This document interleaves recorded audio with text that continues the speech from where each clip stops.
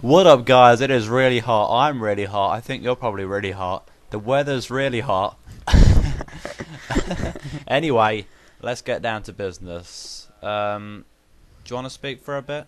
Okay, this is like the second video of like this series we might be trying to start, where we was to review a game or something. Last time it was Battlefield Back on It 2. This time the new released Splinter Cell Conviction. Yeah. Anyway, Splinter Cell Conviction. I think it is a really, really good game. Well, I've recently borrowed it off you. Yeah. I've not played it for too long, but like for the amount of time I have played it for, I've really enjoyed it. It really sets itself apart from its predecessors. With, like, it's pacing you like really well, and it's really always pushing you forwards. I'm trying to play through a single player campaign currently, and like time flies by. We're having so much fun, and they've really pulled off a few magic tricks this time. They've done a good job of it. Yeah. Well, I haven't played that much of it, but what I have played, it seems really awesome. The way you can just sneak around the whole mission. You can, I think, on some of the missions you can actually just go around not even killing an enemy. Yeah. But it's just amazing how you can just go around stealthy, like. It's awesome. Yeah. Anyway, also a good thing that does set itself apart from other modern day games that are coming out, that it does have no loading screens. Well, it does, but it's not sort of In between each you know, mission. normally when there's a cutscene, you've normally got a loading screen, but you know, it's really there's no loading screen, and between sort of the cutscene and the mission, which I really like. There is cutscenes obviously when you die and other things, but otherwise it's really good. Yeah.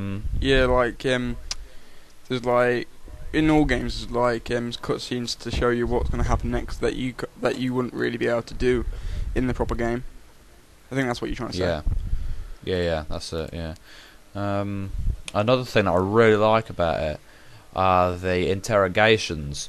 Yeah. Where there's sort of a scene where you can sort of move yourself whilst Sam Fisher, which is you, is holding the person you're supposed to be interrogating, and you can sort of walk around and you can push them and smash them into objects until they hand over information that you need. And it's good as well because you don't necessarily have to be one of them people that likes playing like all them run and gun and shooting games. You can just stealth through pretty much all the missions. There's no, yeah. Yeah.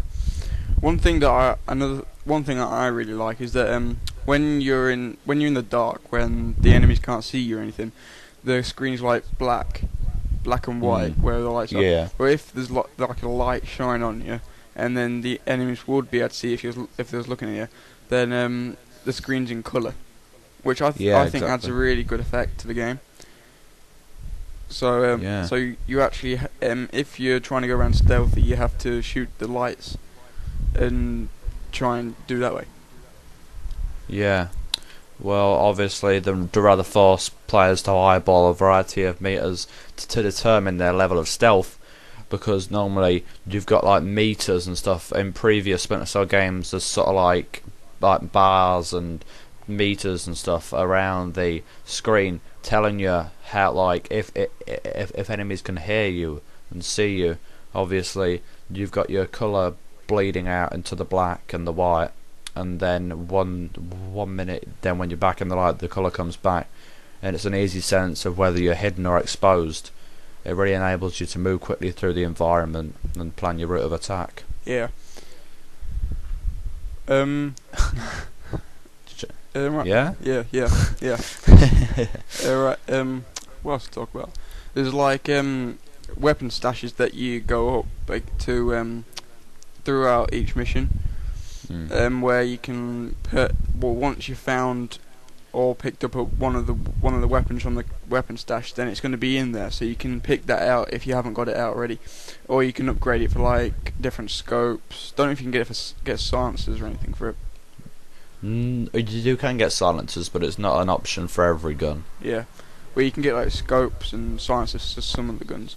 and everything, and that I think that makes a really good like customizable part of the game, if you can say it right. Yeah, customizable. Yeah, that's it. Yeah. Yeah, so you can try and set your like weapons out for like the next part of the mission if you kind of know what's going to happen or something, which is pretty damn awesome. Yeah, well, apart from weapon stashes, the other half I'd say is the cover system. The cover system, a lot of people have compared it to Gears of War itself, but I personally don't think it's not at all like Gears of War, because in Gears of War, when you go into cover, it sucks you against a wall, a specific wall or specific surroundings, but you can just like squeeze the left trigger if you're near an object, and you'll take cover behind it and release the trigger, and you immediately sort of discharge from the wall. You can hold down the trigger, and also you can shoot, and you can slide along by pressing the left bumper as well. You can slide to cover and stuff like that. It's a really good cover system. Yeah, it's worked very well. Right, we're gonna have to get onto like rating parts of the game, because we've talked about rate. What? No, rate.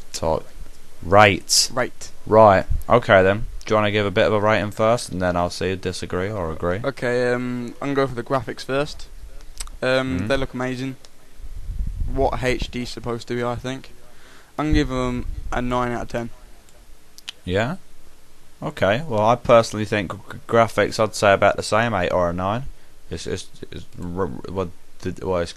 cleaned up nicely. I'm just stuttering here. Yeah. It's cleaned up perfectly, and it's good quality. And the amount of time I played it for, there's no skipping and messing about. So. Yeah, because I don't believe that any game for the graphics should get a 10 out of 10.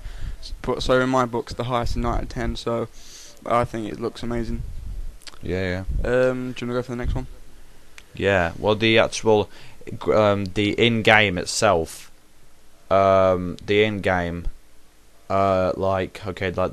cover system and the bleeding and black and white colours and stuff like that. The effects. The effects of the in-game. I'd say I'd have to give that a 9 out of 10, because that is really well thought through, and they've pretty much covered everything, and I've seen no problems. Yeah, I'm going to have to agree with that one, because I don't know how long they spent on this game, but it seems like they spent quite a damn while on it. Just polishing up the look of the game and how the cover system works and how everything works in the game.